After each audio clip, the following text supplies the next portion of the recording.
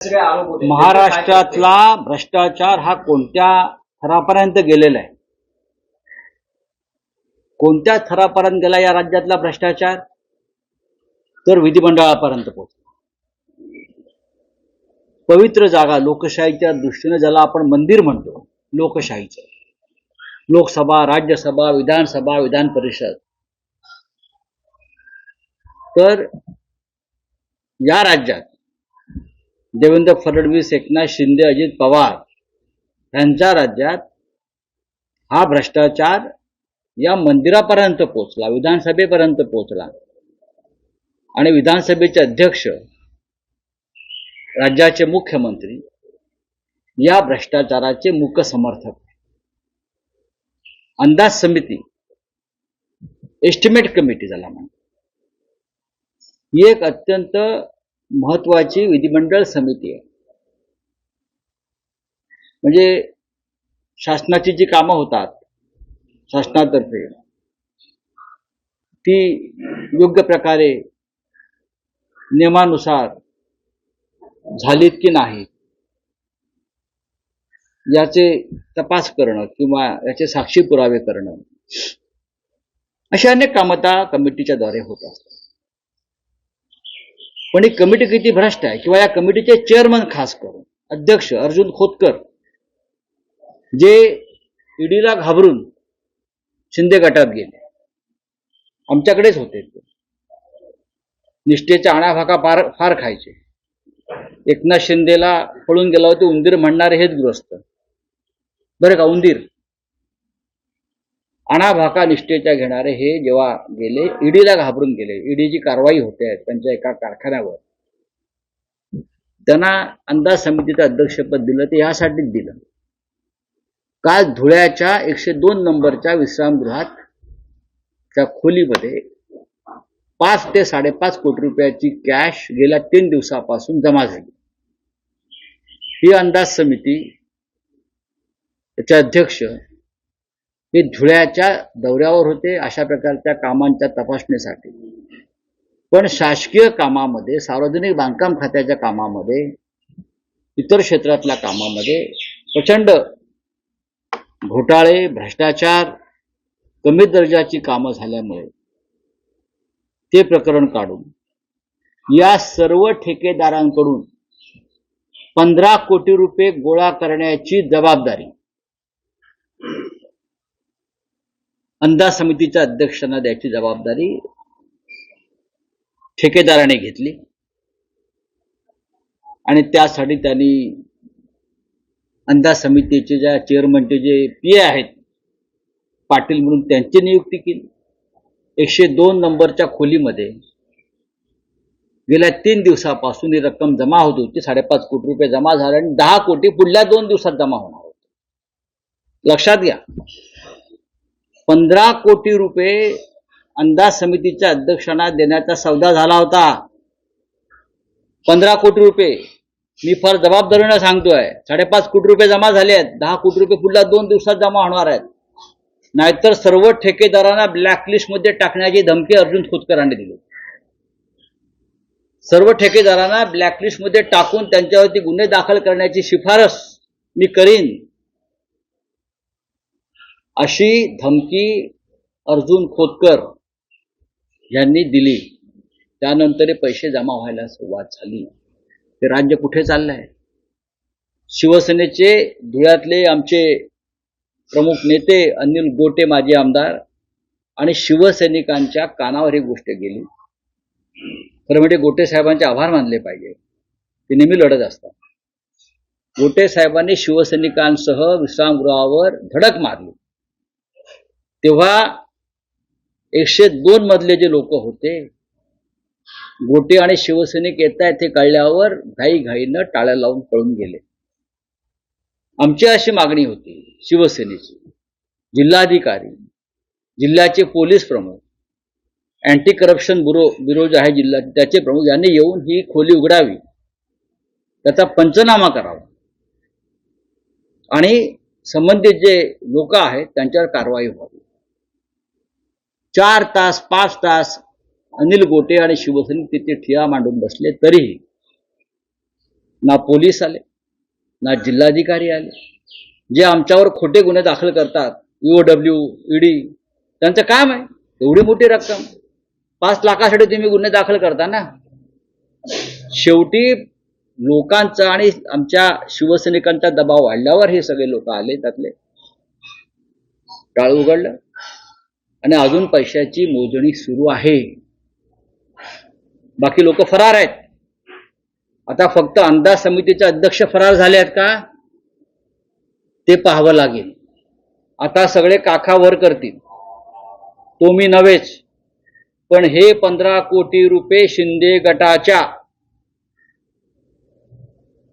जालन्याचे आमदार खोतकर यांना देण्यासाठीच जमा झाले. हे सांगायला आता ब्रह्मदेवाची गरज नाही. त्यांना वाचवण्याचे प्रयत्न सुरू आहेत. खरं म्हणजे ज्यांच्या नावावर ही खोली होती त्यांच्यावर गुन्हा दाखल करून हे संपूर्ण प्रकरण ईडी आणि सीबीआयकडे देण्याची गरज आहे. गेल्या वर्षभरात आणि त्याच्या आधीच्या 2.5 वर्षात अंदाज समितीच्या कुठे कुठे कशा कशा बैठका झाल्या आणि ह्या पद्धतीने कसे पैसे जमा झाले. आतापर्यंत अंदाज समितीच्या अध्यक्षांना 100 कोटीच्या वर पैसे जमा केल्याची माझ्याकडे माहिती. हे आमचं राज्य आहे. फडणवीसांच्या काळातलं हे आमचं राज्य आहे. एकनाथ शिंदेच्या काळातलं हे आमचं राज्य आहे. वित्तमंत्री अजित पवारांच्या काळातलं हे आमच्या महाराष्ट्राची अवस्था आहे. अंदाज समितीचे अध्यक्ष पैसे गोळा करतात, कोट्यावधी रुपये. विश्रामगृहात पैसे जमा केले जातात. गुन्ह्याचं ठिकाण सरकारी जागा. ही अवस्था या राज्याची.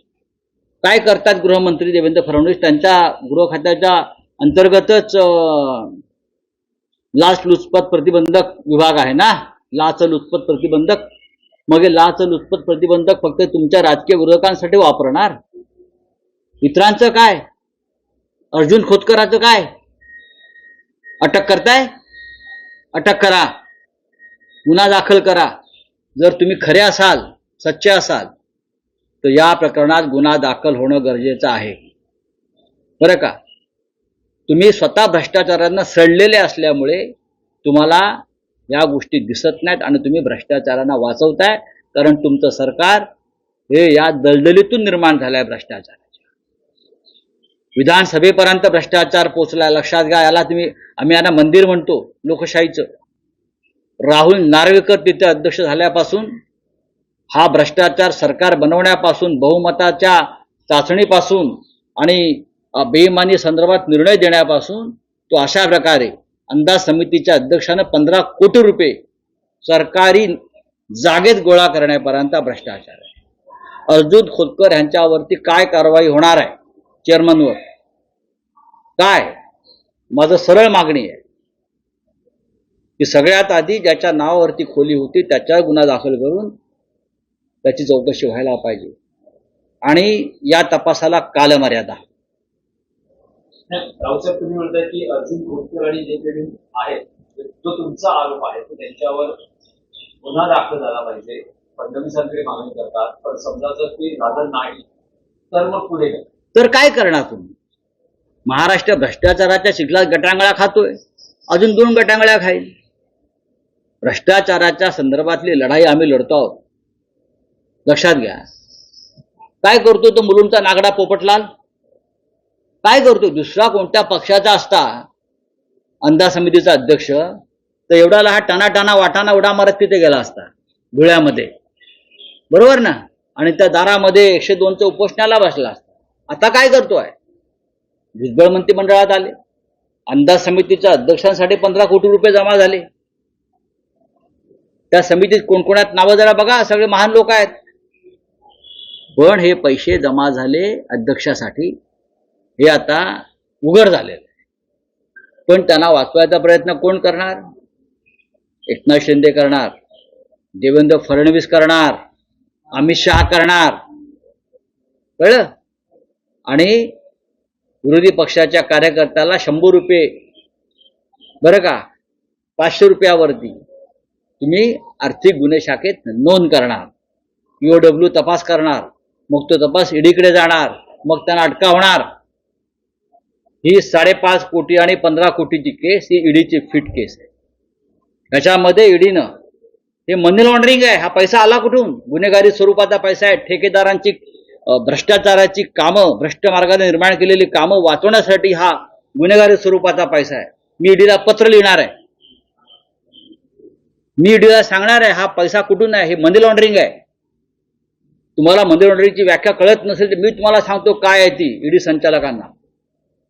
हा पण यासाठी सरकारनं गुन्हा दाखल केला पाहिजे, FIR दाखल केला पाहिजे की लूट आहे राज्याच्या जनतेची. हे ठेकेदारांचं राज्य आणि भ्रष्ट ठेकेदारांना वाचवण्याचं काम अंदाज समिती करते आणि त्यासाठी 15 कोटी रुपये अंदाज समितीचे अध्यक्ष घेतात. ही लाजिरवाणी गोष्ट आहे विधानसभेसाठी. राऊतसाहेब, महाराष्ट्राच्या राजकारणातला आणखी एक असा विषय आहे की राज ठाकरे उद्धव ठाकरे एकत्रित करण्यामध्ये अपडेट्स आहेत.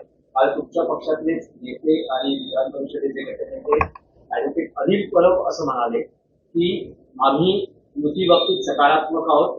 2 प्रमुख नेते पक्षाचे हे ठरवतील काय करायचंय, पण आमचे चर्चेचे दरवाजे अजूनही खुले आहेत. आम्ही मैत्रीचा हात पुढे केलेला आहे तो आम्ही मागे घेणार नाही. त्यावर आज मनसेतून अशी प्रतिक्रिया आलेली आहे की शिवसेना उद्धव बाळासाहेब ठाकरे पक्षाकडून योग्य तो प्रस्ताव पाठवावा, आम्हीही सकारात्मक आहोत. बघा, ही जी युती आहे ही प्रस्तावाच्या चक्रात अडकणार नाही. तुम्ही प्रस्ताव द्या, आम्ही प्रस्ताव द्या, तुम्ही प्रस्ताव, हा प्रस्तावाचा खेळ नाही. लक्षात घ्या. कोणाला वाटत असेल की प्रस्तावाच्या खेळामध्ये आम्ही युती होऊ देणार नाही, बघा युतीची भूमिका ही राज ठाकरे यांनीच मांडलेली आहे. भूमिका मांडली त्यांनी इच्छा व्यक्त केली. त्याच्यावरती माननीय उद्धव ठाकरे यांनी सकारात्मक प्रतिसाद दिला. आता हे प्रस्ताव वगैरे विषय जे आहेत ते पुढले आहेत. 2 प्रमुख नेत्यामध्ये चर्चा होईल, व्हायला पाहिजे. हे प्रस्ताव कागद आतापर्यंत मनसेने अनेकांशी युत्या केल्या किंवा केल्या नाही. प्रस्ताव दिले आणि प्रस्ताव घेतले असं कधी आमच्या नजरेत आलं नाही, बरोबर ना.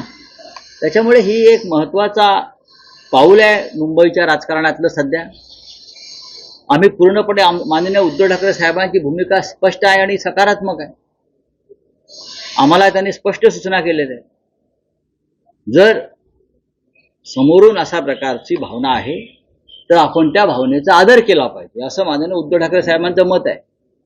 जर राज ठाकरे किंवा त्यांच्या पक्षाने अशा प्रकारे एक भूमिका मांडलेली आहे तर आपल्याला या क्षणी कोणत्याही प्रकारे नकारात्मक भूमिका न घेता आपण त्याकडे महाराष्ट्र, मराठी माणूस आणि मुंबईच्या हितासाठी सकारात्मक पाहणं गरजेचं आहे. असा एक भव्य विचार माननीय उद्धव ठाकरे साहेबांनी आमच्यासमोर मांडलेला आहे आणि तो योग्य आहे. त्याच्यामध्ये एक कागदी प्रस्ताव, ठराव, डराव बरं का हे येत नाही. पण राऊतसाहेब, तुम्ही किंवा अनिल परब हे असं म्हणतायत की 2 प्रमुख नेते बोलतील उद्धव ठाकरे आणि राज ठाकरे हे ठरवतील नेमकं काय करायचंय, हे दोघं चर्चा करतील. पण हे सगळं कधी सुरू होतं? होईल ना सुरू. आणि सुरुवात कोणाकडून? सुरुवात कोणाकडून? बघा, 2 भाऊ आहेत आणि 2 नेतेही आहेत. योग्य वेळी आम्ही त्या संदर्भात तुम्हाला कल्पना देऊ. बघा, पहलगामला 1 महिना झाला, पुलगावला 5 वर्ष होऊन गेली. दोन्ही घटनांमधले नराधम अजूनही मोकळे आहेत. अमित शहा हवेत बंदुकीचे बार उडवत आहेत. याला मारलं, त्याला मारलं, याला खतम केलं, याला धमकी दिली. ऑपरेशन सिंदूर यशस्वी झालं.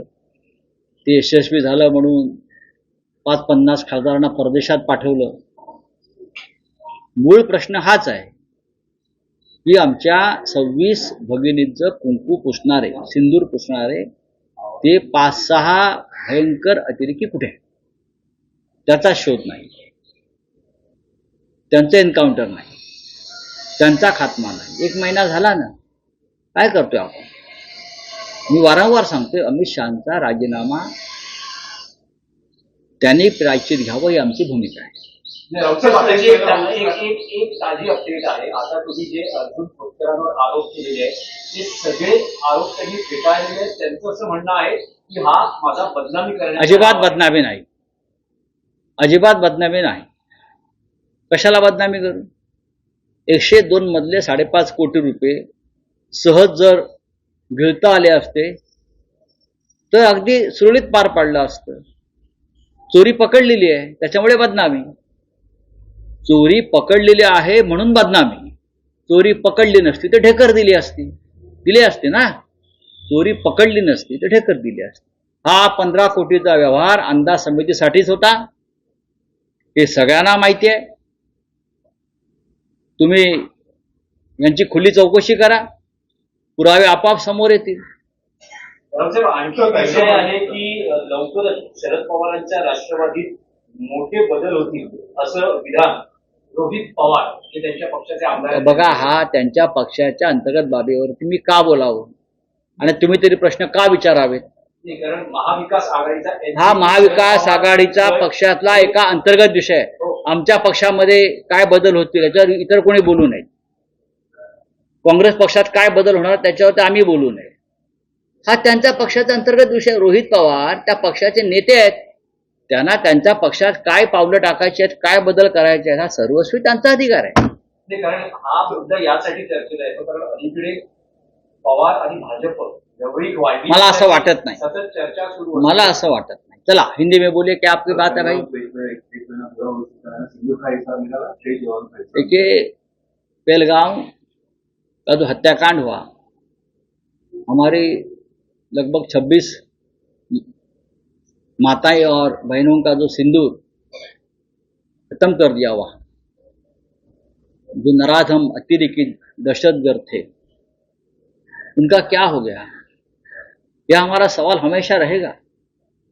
आपने पहले युद्ध किया, आपने फिर सीजफायर किया, प्रेसिडेंट ट्रम्प आया बीच में, आपने 50-60 सांसदों को विदेश यात्रा पर भेज दिया. लेकिन मुख्य प्रश्न है कि वो 6 आतंकवादी कहाँ है? उस बारे में अगर देश के गृह मंत्री ने देश को अवगत किया तो हम आभारी रहेंगे.